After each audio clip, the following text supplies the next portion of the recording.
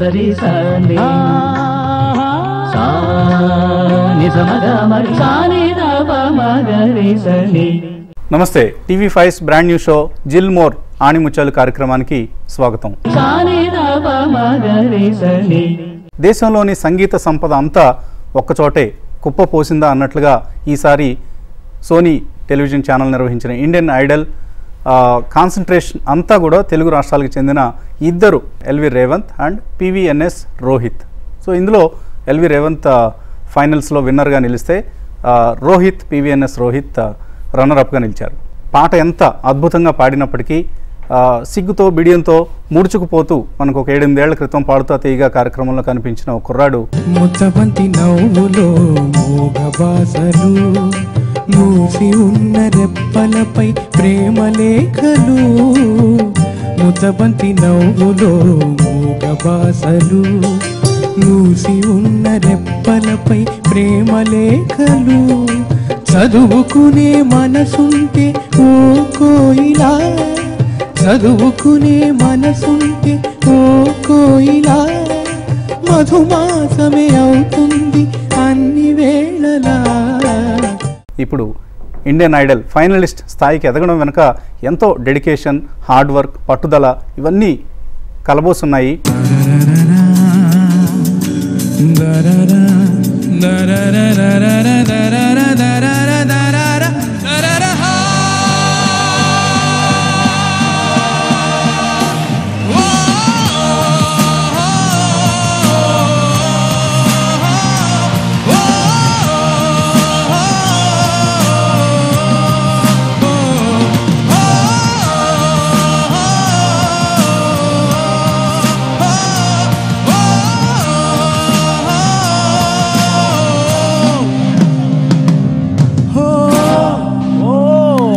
అందుకే ఈ వారం జిల్మోర్ ఆణిముత్యంగా పివిఎన్ఎస్ రోహిత్ని మన స్టూడియోకి ఆహ్వానించాం.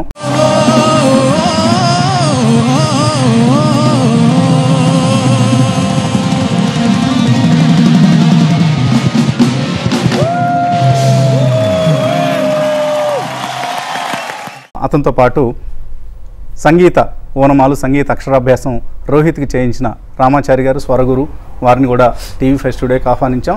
సో వారికి పూల పుష్పగుచ్చాలతో ఆహ్వానించాల్సిందిగా జిల్మోర్ నుంచి ప్రజ్ఞ అలాగే భువనేశ్వర్ గారిని కోరుతున్నాం.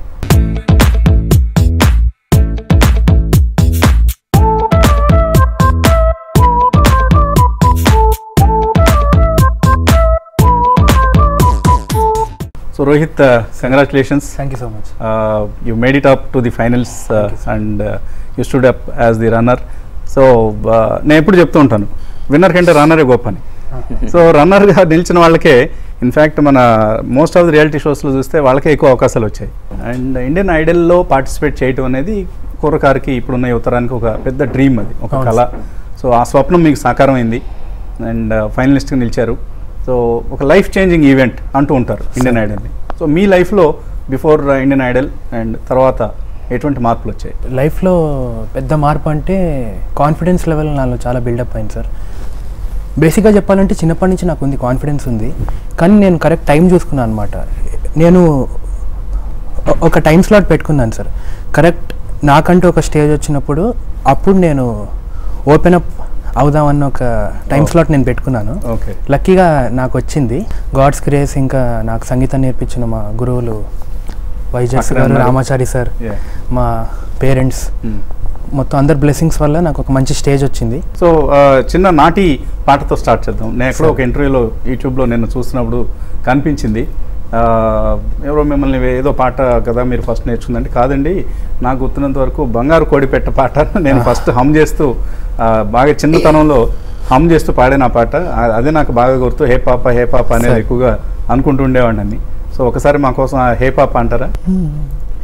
బంగారు కోడి పెట్ట వచ్చేనండి, హే పాప హే పాప హే పాప, చంగావి చీర గుట్టు చూసేనండి, హే పాప హే పాప హే పాప.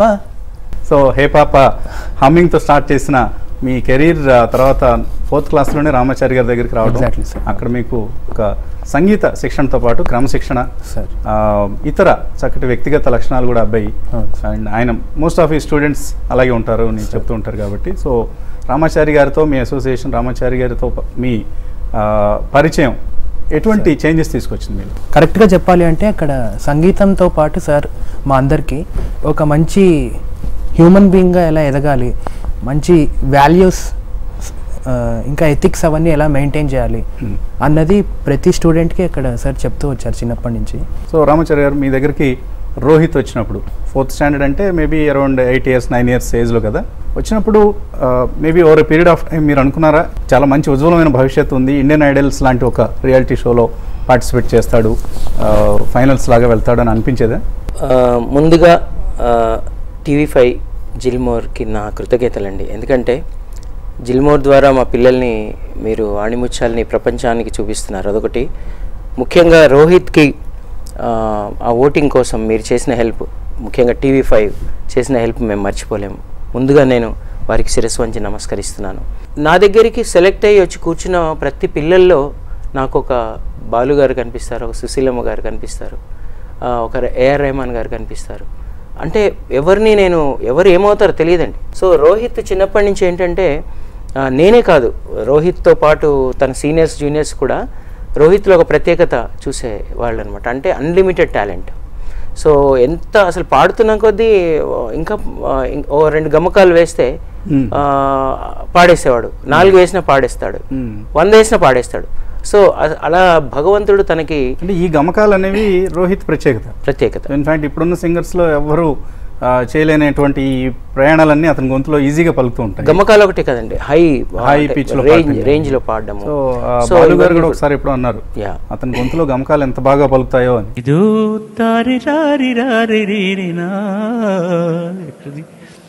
నా పిచ్చంతా నీకెక్కినట్టుంది బాగా. ఏమేమి ఆయను ఇంకేమి ఈవేళన ఇంకేమి ఆయను. ఏంది అదే, ఏంది యాడ్ నుంచి వచ్చినాయి ఆ సంగతులన్నీ. It was so beautiful. You made us enjoy this song. Thank you sir.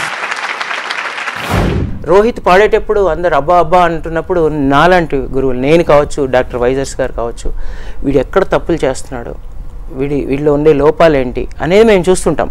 తల్లి తండ్రి గురువులు చూసేది మా పిల్లలు 100% ఆణిముత్యాల్లా ఉండాలి, ఇది మేము చేసేది. కాబట్టి రోహిత్ తర్వాత నా దగ్గరికి వచ్చాడు. వచ్చిన తర్వాత వీ హ్యాడ్ ఏ డిస్కషన్, నాన్న ఇవి ప్లస్లు ఇవి మైనస్లు, సో ఈ మైనస్లన్నీ మనం ఇప్పుడు ఫిల్ చేసుకుందాం, ఇది మేము we had a discussion. So Rohit, ఎందుకని మీరు ఇండియన్ ఐడల్లో పార్టిసిపేట్ చేసిన వాళ్ళందరూ చాలా ట్రెండీగా ఏదో ఒక గెటప్స్తో, ఈవెన్ రేవంత్ కూడా మనం చూస్తే అతనికంటూ ఒక గెటప్ ఏదో పెట్టుకున్నాడు, మీరు ఎందుకు ఇలా ఇంత సింపుల్గా, you look like the bye next door? నేను గట్టిగా నమ్మేది ఏంటంటే, నాకు నచ్చినట్టు న్యాచురల్గా ఉంటాను. నాకు టైం వచ్చినప్పుడు నన్ను చూసి ఎంతోమంది దీన్ని ట్రెండ్ అనుకుంటారు సార్. ఓకే, అది నా డ్రీమ్ అనమాట, అది నా గోల్ అనమాట. అంటే నేను ఇట్లానే ఉంటాను, నన్ను ఎందుకు యాక్సెప్ట్ చేయరు అన్న ఒక చిన్న ఈగో సార్ అది నాకు.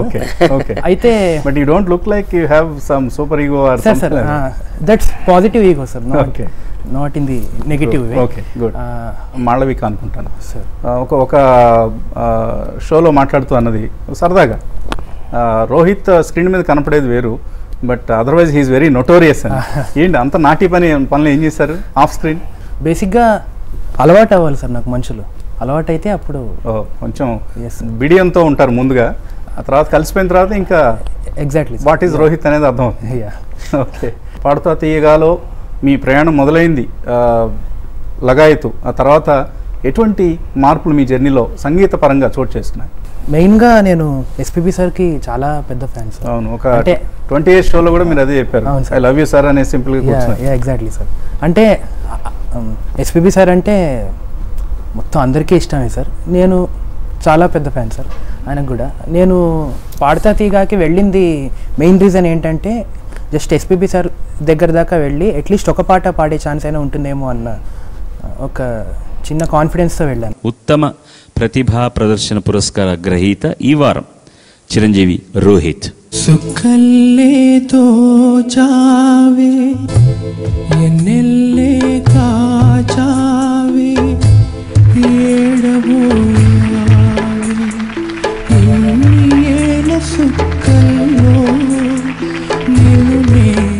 నేను కూడా పాడుతా తీగకి వెళ్ళింది సార్ పక్కన నుంచి ఉంటాను, ఎస్పీబీ అదే సేమ్ అదే. సో రోహిత్ బాలు గారికి దగ్గరగా నిలబడి పాడటంతో సహా ఆయనతో కలిసి అసలు స్టేజ్ షోసే చేసిన రోజులు వచ్చాయి తర్వాత. Over a period of time it was a learning curve for you. Exactly. So అక్కడ నుంచి ఇండియన్ ఐడల్స్ ఆడిషన్స్కి వెళ్ళేంత వరకు మధ్యలో ఎటువంటి అడ్డంకులు అవరోధాలు అధిగమించగలిగారు? లైక్ అడ్డంకులు అంటే కొన్ని మంచి ఆపర్చునిటీస్ అన్ని లాస్ట్ మినిట్ దాకా వచ్చి మిస్ అయిపోయాయి సార్.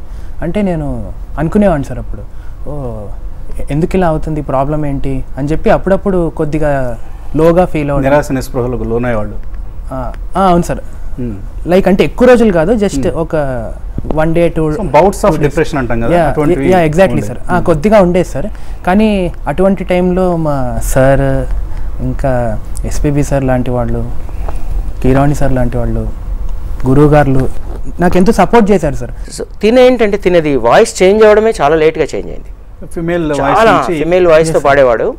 సో సెకండ్ ఇయర్ అయిపోయేదాకా చేంజ్ అవ్వలేదు. డిగ్రీలో అదొక టెన్షన్ ఉండేది సార్ నాకు. బట్ రోహిత్ వాయిస్ ని ఇండియన్ ఐడల్స్ చాలా మంది జడ్జెస్ కావచ్చు, అక్కడికి వచ్చిన సెలబ్రిటీస్ కావచ్చు, ప్రైజ్ చేయడం చూసాం మనం. So you have a very beautiful voice అని. సో ఆ బ్యూటిఫుల్ వాయిస్ రావడం వెనక ఎంత కష్టం ఉందనేది ఇప్పుడు natural voice. So Rohit Indian ఐడల్లో చాలా కాంప్లిమెంట్స్ వచ్చాయి మీకు. సోను నిగమ్ లాంటి వాళ్ళు కూడా మిమ్మల్ని एज अ सिंगर मैं आपकी बहुत इज्जत करता हूँ. Thank you sir. कितने कमाल के वेरिएशंस किए आपने. मैं ना ना ना एक हर बार इतना अच्छा रहा था वो. मैं चाहूँ तुझको एक ये बात ये भी किया वेरिएशन टा टा टा टा टा होता है बट टा टा टा टा टा टा. वंडरफुल. मतलब काम करते हो, गाने पे स्टडी कर रहे हो, ऐसे नहीं कि गा रहे हो. You like a scientist on the song. लगे रहो. కాంప్లిమెంట్ ఇవ్వడం చూసాం. సో బాగా మీకు హృదయానికి హత్తుకున్న కాంప్లిమెంట్ ఏంటి? ఒక ఎపిసోడ్లో నిగమ్ సార్ నేను ఒక పాట పాడాక ఎమోషనల్ అయ్యారు సార్. ఒక ఎపిసోడ్లో అన్నారనమాట, కొన్ని చోట్ల నువ్వు పాడినట్టు నేను పాడలేను అని చెప్పి ఆయన, అది జస్ట్ బ్లెస్సింగ్ అనమాట. ఆయన పాడలేనిదంటూ ఏది లేదు. ఏ పాట అది?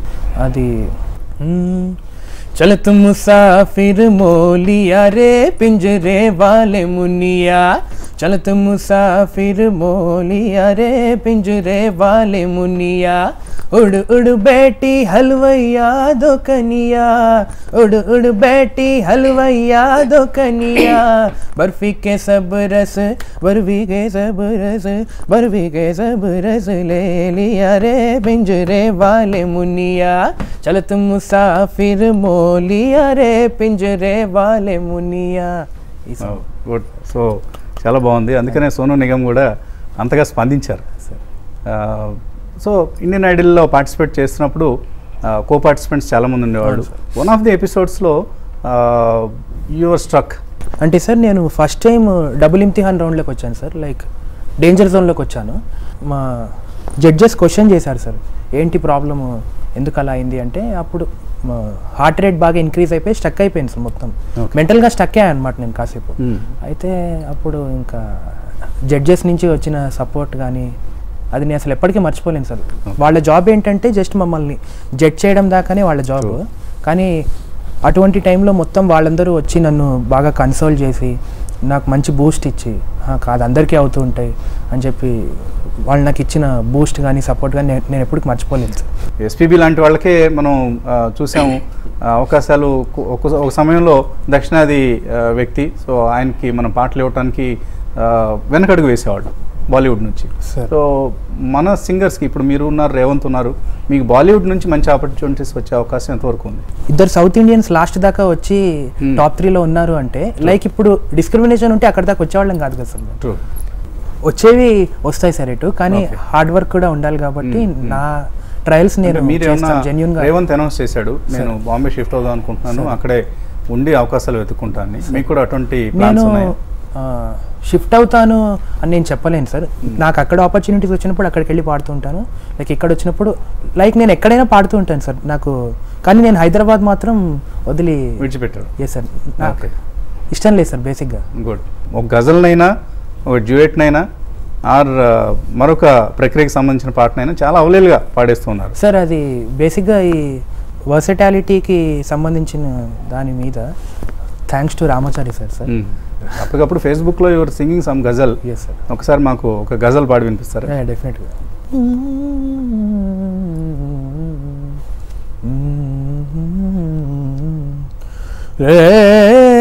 మా రే మా రే రే మా రే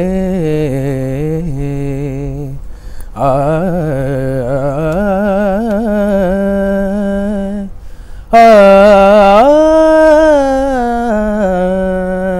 రే రే మా రే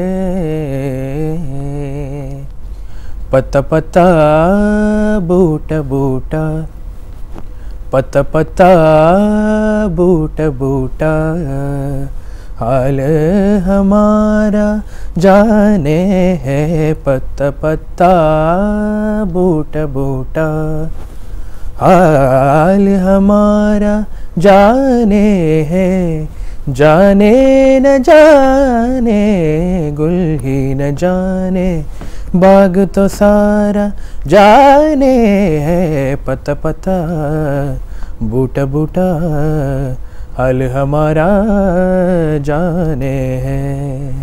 గ్రేట్. ఎవరు ఇది ఒరిజినల్గా? హరిహరన్ సార్. హరిహరన్ గారు. సో హరిహరన్ గారి గొంతులోంచి వస్తుంది. పాట చాలా మంది పాడారు. అంత ఆ ఫ్లో ఎప్పుడు వస్తుందంటే ఇది శుద్ధ సారంగ్ అనుకుంటా, శుద్ధ సారంగ్ రాగం. ఇది నేను క్లాస్లో నేర్పించాను. నీ సరే మ పని నీ సని ద ప మ పరి మ నీ సమ ఇలా ఉంటుంది. రెండు మధ్యమాలు ఉంటాయి, ఆ ఫ్లో ఉంటుంది. దానికంటూ ఒక అది చాలామంది మంచి సింగర్స్ అవ్వాలని కలగనే వాళ్ళందరూ వాళ్ళ తల్లిదండ్రులు కూడా నేను ఈ సందర్భంగా చెప్తున్నాను, రాగాలు నేర్చుకోవాలి. అంటే బేసిక్స్ నేర్చుకున్న తర్వాత ఒక 15, 20, 30, 40, 50 రాగాలు నేర్చుకోవాలి. నేర్చుకున్నప్పుడే మనం ప్రొఫెషనల్ సింగర్స్ అవుతాం. ఎందుకంటే ఒక్కొక్క పాట ఒక్కొక్క రాగంలో కంపోజ్ చేస్తారు. సో ఈ రాగ ప్రవాహ ఝరిలో మనం మొత్తం హిందుస్థానీ హిందీ పాటలే విన్నాం. మీకు బాగా హిందీ వచ్చా? హిందీ లాంగ్వేజ్ రాదు సార్, కానీ అర్థమవుతుంది. మాట్లాడటం ఫ్లూయెంట్గా మాట్లాడతారా? లేదు సార్, మాట్లాడలేదు. మాట్లాడడంలో కొంచెం స్టక్ అవుతూ ఉంటా, కానీ అర్థం అవుతుంది సార్. మెయిన్గా అర్థం ఎందుకు అవుతుందంటే చిన్నప్పటి నుంచి ఎన్నో హిందీ సాంగ్స్ కూడా ఎల్ఎంఏలో ఈక్వల్ హిందీ సాంగ్స్ నేర్పిస్తాను. తెలుగు అన్ని నేర్పిస్తాను, హిందీ అన్ని సినిమా పాటలు, గజల్స్, హిందుస్థానీ మ్యూజిక్ నేర్పిస్తాను.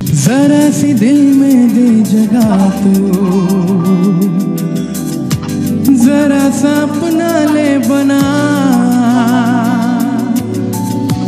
जरा सा ख्वाबों में सजा दो, जरा सा यादों में बसा, मैं चाहूँ तुझको मेरी जान बेपनाह, फिदा हूँ तुझ पे मेरी जान बेपनाह.